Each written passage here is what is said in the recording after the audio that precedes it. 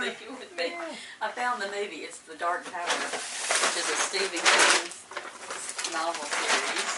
I think that's funny because Yeah. and Roland's the main character. What? He's played by an African American. I mean, his actor. nose is perfect. Or he just. I didn't have to order lunch. You did order lunch? No. Do you want to order lunch? Or want to go get some? What number is he? He's. Well, I don't know how to number him because he's number 13 as far as my siblings go. He's a 13. But how many of your nephew. grandchildren is he? He's my third grandchild. Yeah.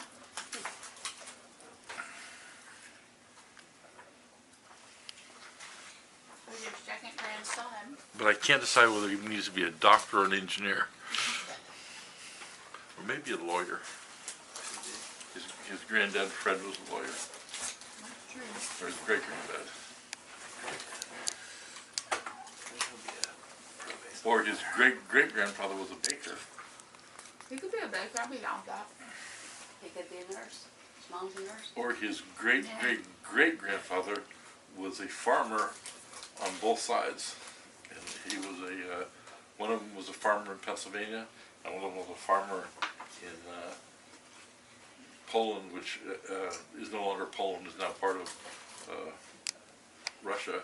But he used to pull huge logs with spikes in them through the fields after the winter time, after the rocks had heaved up, and he would pull the rocks out, and he would get a percentage of the crop that was grown because it would make the people. And so they had a huge herd of horses.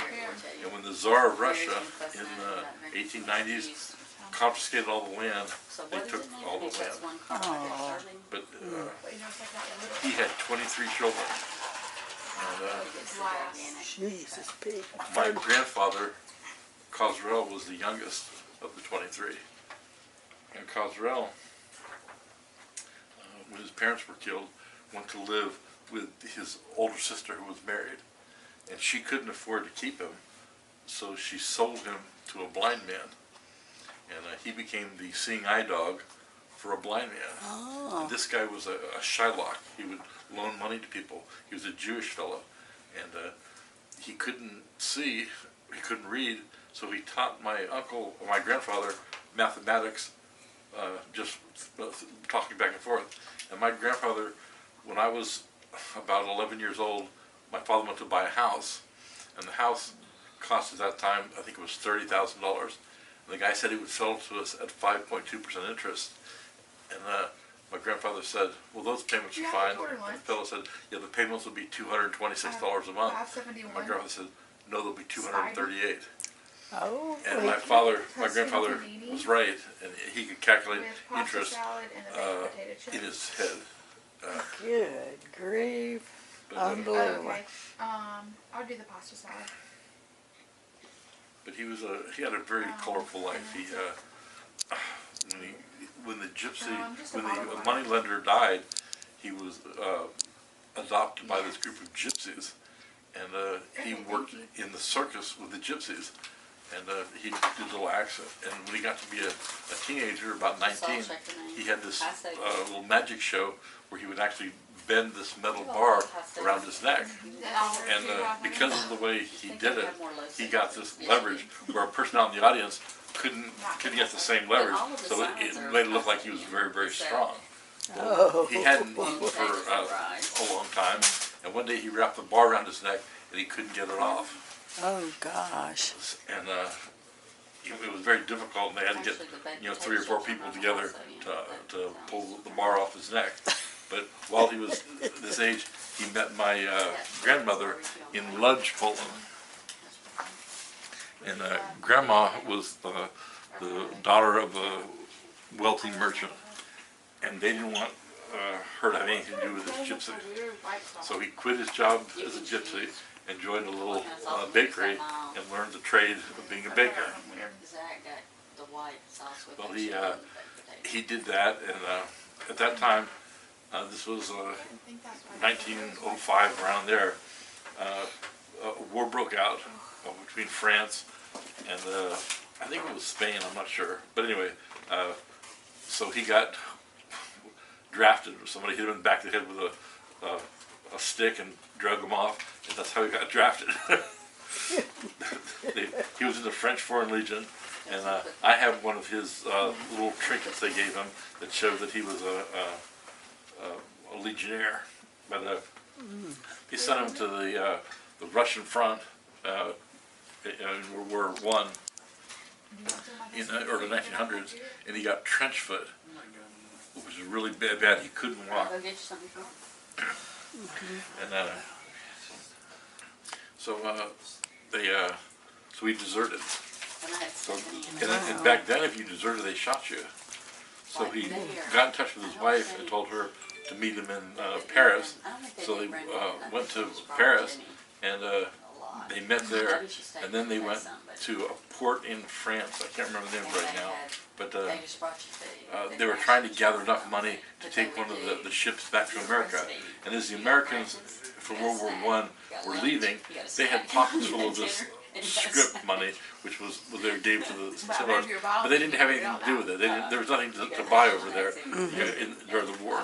So he set up this little. He bought a 50-pound sack of flour, some sugar, some lard, and a pot, and set up on the pier and made donuts. And these donuts are called crullers. And what they were just dough, and he would twist them, and then he'd put them in the pot and make a donut, sprinkle some sugar on them, and he'd sell them. And he'd put them in a basket, and and my grandmother would take him to the ship, and she was an attractive woman there, and they'd fill up this basket with donuts. They put it on board the ship, they put the money in it, and they get it back. And it wasn't a lot of money, but it was enough to pay their way. Well, a guy named Frenchie, who had, I don't know, that's what they called him. They were always in conflict with each other. He was flirting with my mother, and Grandpa would have to come down there and tell him to leave her alone and stuff. Well, one day, as he went down there, he saw Frenchie flirting with my grandmother, and my grandfather was only 5'6", a short little strong guy, and he jumped him. And this guy, Frenchie, was over 6 foot tall, very big guy, and they fought there on the docks, the two of them. Well, the people on the ships were cheering for my grandfather because he was the little fella. And my grandmother had all these donuts, so while this fight was going on, she was selling donuts. Well, they were so excited about this fight, they were just throwing money in this pot. And she said that she made 10 times as much as she normally did selling the donuts. They didn't care about the donuts. They just wanted the little guy to win the fight. But they say that fight lasted for like 45 minutes, and they both realized that people were throwing money, so they kept fighting. Anyway, on that one day, they made enough money to bring the family from France to New York. But the problem was they had 4 kids at the time, and they only had enough money for 3 kids. So my youngest uncle at the time was named Abe. And Uncle Abe, what he did was he held onto my grandmother's leg, and she had one of these balloon dresses, and she shuffles aboard aboard the ship up the gangway with this little boy holding onto her leg. And the whole time on the ship, it was kept a secret that Uncle Abe was there. And only when they got to Ellis Island did they reveal that there was another Grabowski with them.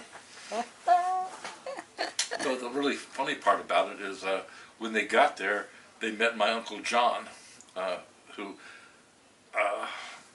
he really was an uncle. He was turned out to be a cousin, but anyway, he was one who sponsored them coming to the United States. Well, when they got there, at that time, all the policemen were Irish guys. And so he sat down there, and this guy tells him that his name is John Grabowski, and this is Cosrell. And they're filling out the paperwork, and this Irish guy writes down Grabowski with a Y. That's the way we spell our name. But John said, no, it's with an I. And he says, you don't know how to spell. This is the correct way to spell it. So now my Uncle John has an I in his name, and we have Y on our name.